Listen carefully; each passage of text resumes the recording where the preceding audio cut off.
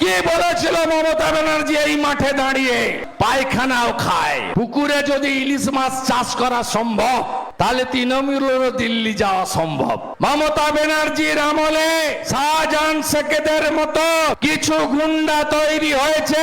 সাধারণ গরিব সংখ্যালঘুরা তাদের কাজের জন্য পশ্চিমবঙ্গ ছেড়ে বিজেপি শাসিত রাজ্যে যেতে হয়। তারা বুঝেছেন মমতা ব্যানার্জির কাছে আমরা হলাম তেজপাতা, তরকারিতে লাগে কিন্তু খাওয়া যাবে না। তারা বুঝেছেন 21-এর ভোটের পরে রামপুরহাটের বকটুইতে ভাদু আনারুলরা শিকল তুলে 7 জন মুসলিম মহিলাকে পুড়িয়ে মেরেছিল। 2 মাস আগে গার্ডেন রিচে পুকুরের উপর 5 তলা বেআইনি বিল্ডিং চাপা পড়ে চাচা ফিরাদ হাকিম মারা যায়নি, কাউন্সিলর তোলাবাদ শামস ইকবাল মারা যায়নি, 12 জন সংখ্যালঘু গরিব চাপা পড়ে মারা গেছে। তাই ইসলামপুরে মমতা ব্যানার্জি আজকে বলছেন যে এখানে জোটের সংখ্যালঘু প্রার্থী তিনি দাঁড়িয়েছেন ভোট কাটার জন্য। মমতা ব্যানার্জিকে আমি বলি, আপনি যেদিন গনি খান চৌধুরীর বিরুদ্ধে প্রার্থী দিয়েছিলেন, গোলাম ইয়াজদানির বিরুদ্ধে প্রার্থী দিয়েছিলেন, গোয়াতে, ত্রিপুরাতে, মেঘালয়ে প্রার্থী দিয়েছিলেন, কিসের জন্য? ভোট কাটার জন্য না জেতার জন্য? মমতা ব্যানার্জি বুঝে গেছে রায়গঞ্জ লোকসভার আসন হবে না, হবে না, হবে না। আপনারা কত অত্যাচার সহ্য করেছেন এই জেলা। গোটা রাজ্যের মধ্যে 100 দিনের কাজে সবচেয়ে চুরি হয়েছে কোথায়? আপনাদের এই জেলাতে। অরবিন্দ মিনা বলে একজন জেলা শাসক ছিলেন।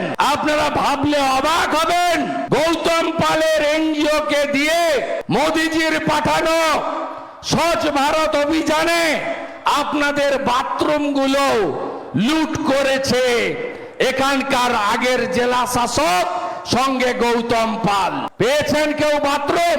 12,000 টাকা করে। এই তৃণমূল পায়খানাও খায়। আপনাদের এখানে যিনি হাফ এমএলএ আছেন, 21 সালের ভোটে কি বলেছিল মমতা ব্যানার্জি এই মাঠে দাঁড়িয়ে? কলেজ দেব, হয়েছে?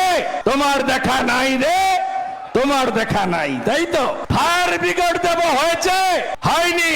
উল্টো দিকে এই হাফ মন্ত্রীর স্ত্রী, তিনি 100 দিনের কাজে প্রধান হিসেবে চুরি করে গোটা পশ্চিমবঙ্গে রেকর্ড করেছেন। এর বদলা আপনাদের নিতে হবে।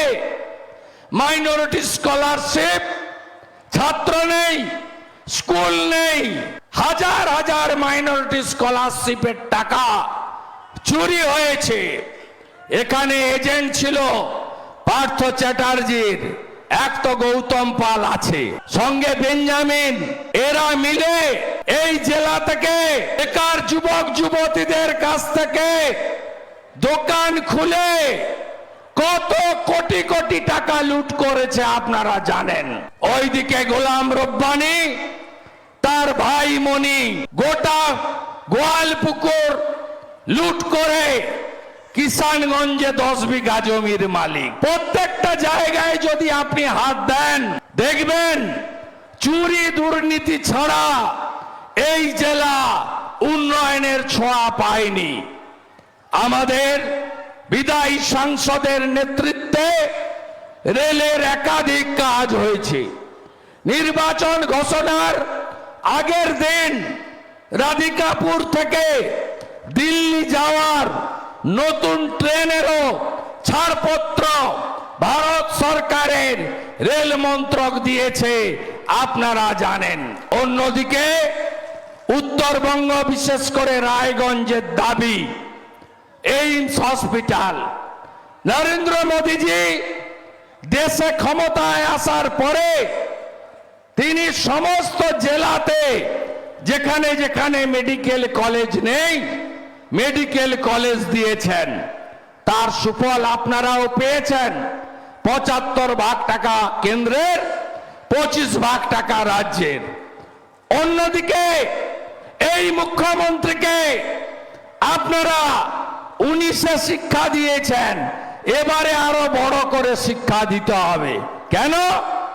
মোদিজি বললেন রায়গঞ্জের এইমসের জায়গা দাও, উনি জায়গা দিলেন না, কল্যাণীতে জায়গা দিলেন। মোদিজি ওখানেও করে দিয়েছেন। মোদিজি এখনো চান উত্তরবঙ্গে একটা এইমসের মতো হসপিটাল হোক, আমরা চাই। এবং আমি আপনাদের কথা দিতে পারি, আমি শুভেন্দু সরকার, বাসুদেব সরকার, নির্মল দ্বারা আমরা নিচে গ্যারেন্টার থাকলাম, কার্তিককে পাঠান, রাজ্য সরকারের জায়গা লাগবে না, কেন্দ্রীয় সরকারের যেখানে জায়গা আছে, রেলের হোক, বিএসএফ এর হোক, এনএইচ এর হোক, আমরা উত্তরবঙ্গের এইমসের সমস্যার সমাধান করবই। আপনারা পাঠান। আপনাদের কি কারো দ্বিধাদ্বন্দ্ব আছে তৃতীয়বার প্রধানমন্ত্রী কে হচ্ছে? আছে দ্বিধাদ্বন্দ্ব? মনে প্রশ্ন আছে? প্রশ্ন নেই তো?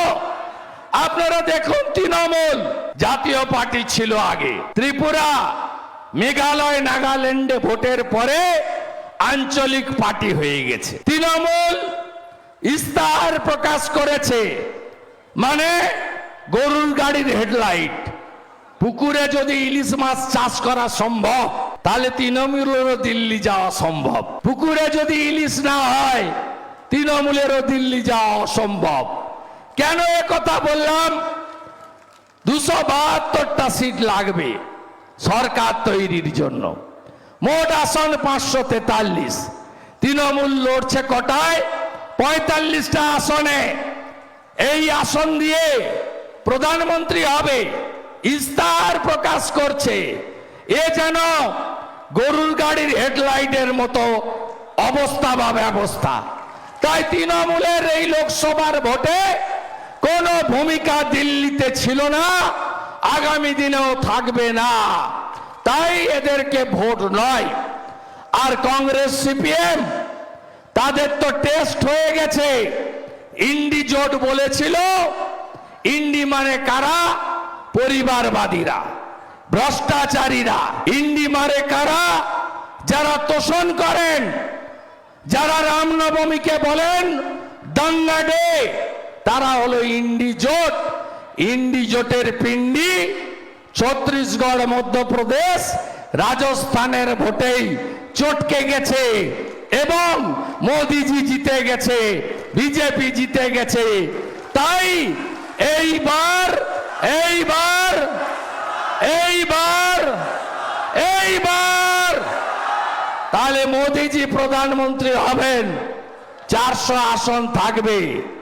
আর আপনার রায়গঞ্জ থাকবে না, যেখানে মোদিজি 3 লাখ লোকের সভা করে দিয়ে গেলেন। আমাদের রাজ্যে 4টে সভা হয়েছে, ভারতবর্ষে মোদিজির শতাধিক সভা হয়েছে, আপনারা এক। আপনারা বেস্ট। রায়গঞ্জ প্রমাণ করেছে মোদি হ্যায় তো মুমকিন হ্যায়। মোদিজির সঙ্গে সবাই।